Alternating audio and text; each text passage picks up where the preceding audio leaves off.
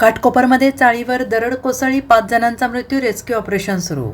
मुंबईतील घाटकोपर येथील साकीनाका गवसिया चाळ परिसरात रात्रभर पडलेल्या पावसामुळे डोंगराचा काही भाग कोसळला आहे आणि या घटनेत 2 ते 3 घरांवर दरड कोसळली असून 5 ते 6 जण ढिगाऱ्याखाली अडकल्याची प्राथमिक माहिती समोर येते.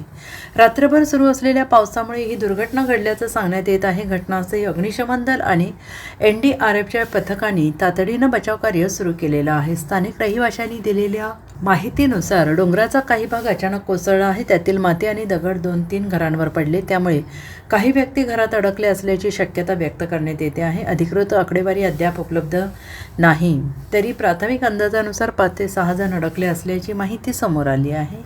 ढिगाऱ्याखाली अडकलेल्या 4 व्यक्तींचे मृतदेह बाहेर काढण्यात आले, तर इतर 2 मृतदेह बाहेर काढण्याचे NDRF आणि अग्निशमन दल जवानांकडून प्रयत्न सुरू आहेत.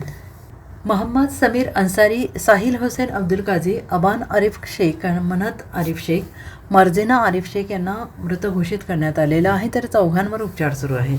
अग्निशमन दल आणि NDRFच्या पथकांनी घटनास्थळी पोहोचून बचाव कार्याला सुरुवात केलेली आहे. परिसरात मोठ्या प्रमाणात गर्दी जमलेली आहे. प्रशासनाने परिसर सुरक्षित ठेवण्यासाठी उपाययोजना सुरू केल्या आहेत.